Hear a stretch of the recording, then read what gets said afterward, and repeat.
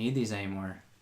I ain't got no tears left to cry now that Ariana Grande is back. Hey there, welcome back to True North Reviews. My name is Ryan, and today we'll be critiquing the fourth studio album from the American songstress Ariana Grande, and this one is called Sweetener. 2 years removed from her previous project, Dangerous Woman, and only 1 year from the terrorist attack during her Manchester concert, positive light is the major motivation for this new record's theme and scope. Definitely a life-altering situation that can have a crazy mental effect, and I feel like Ariana has been through a lot with this 2017 tragedy. However, Grande and many other artists beautifully responded to this event with an incredible benefit concert 2 weeks after the attack. And this show really sparked a lot of human connection that we have with empathy, and since this, Ariana has been working on an album all in the midst of finding love with Pete Davidson from Saturday Night Live. So kicking off the album, we get the song Raindrops, which is a 30-second a cappella intro, very beautiful, and it gives any new listeners a snapshot or a glimpse of Ariana's soaring vocals, which is nothing new for me given that I'm a longtime fan,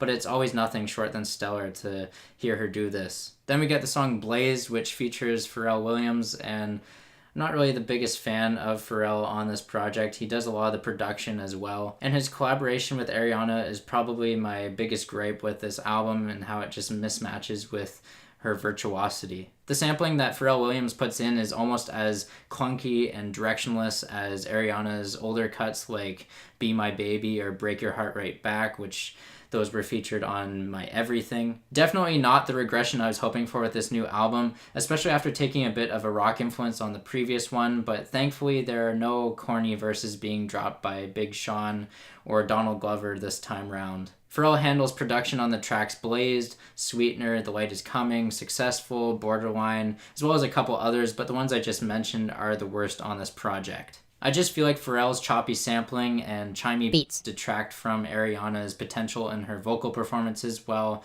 the melodies are so monotonously staccato that they all feel like they're very close variations of each other. Take the song Successful, for example, a track I really don't mind for its lyrical content, as it is a fresh thing to hear Ariana boasting about herself for once, when she truly is talented and deserving of her fame. But when you have part of your instrumental ripping off the Kid Cudi song By Design, I just lose all my interest. Another two songs, Borderline and The Light Is Coming, suffer from unpleasant and painfully underwritten lyrics. Borderline especially with references to ice cream and getting Ariana on her knees, like, haven't we heard this before? At least there's a cool cowbell in there, but that can't make up for the choppiness to this track that doesn't really even feel like an Ariana Grande song to begin with. Moreover, the song The Light Is Coming is easily one of the worst songs of the year, just so obnoxiously mixed, with the sample being very distracting as well. The most lackluster feature from Nicki Minaj that I've ever heard. She just sounds so bored with her vocal delivery on this one. There's just no bite or energy whatsoever. But returning to my previous point, I just don't see Pharrell and Ariana getting on the same page. I respect them on their own, but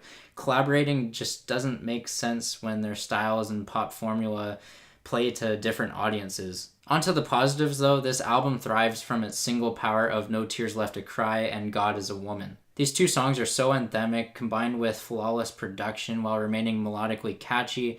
They've grown on me so much with repeated listens from my initial reviews on my video series Hot and Cold, so much so that they are now two of my favorite pop songs of the year. God Is a Woman is definitely a track that benefits from its call and response vocals during the outro, which are Ariana's layered vocals sounding like a choir. It has a bit of a gospel tinge to it, but it's the call and response and melody that has honestly made a lot of tracks like Leave Me Lonely so great on the previous project as well. So it's just great to hear Ariana going for this again. On top of this though, on God Is a Woman, Ariana simultaneously and effortlessly showcases lofty and unreachable heights in her vocal range, really incomparable to many of the music acts of today. But outside of this, the other highlights on this project lie within the tracks Breathin, Better Off, and Pete Davidson. The first of which being accentuated with the most pristine and gorgeous vocal performance on the album. Ariana just hits me directly in the feels on this one, not to mention the chaotic guitar-like solo in the bridge and the crisp bite to the percussion. In extension, Better Off is a brutally honest track that has Grande stating her sexual desires for a man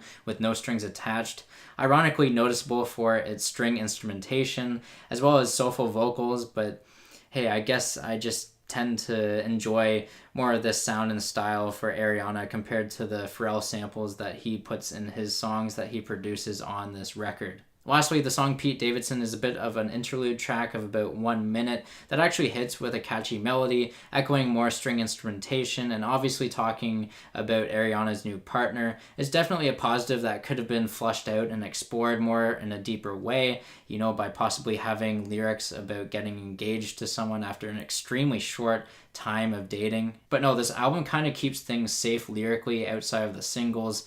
And that just leaves us with a few other tracks that fall in the middle of quality for this record in terms of their listenability or how memorable they will be going forward with time. These ones are Good Night and Go, REM, and the closer track Get Well Soon. The last two are easily the most tolerable of Pharrell produced songs on the project, but still nothing to write home about.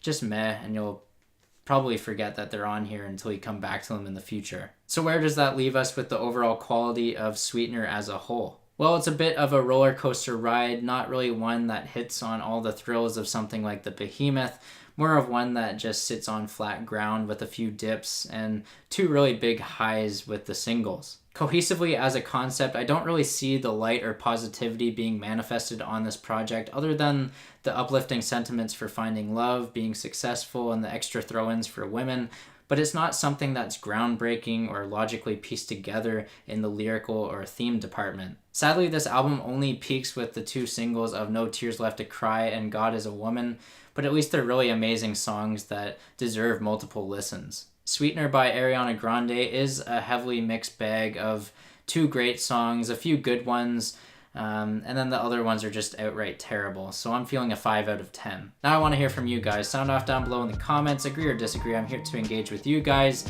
Like, comment, subscribe, and share. My name is Ryan from True North Reviews. And as always, have a rockin' day. Thanks for watching.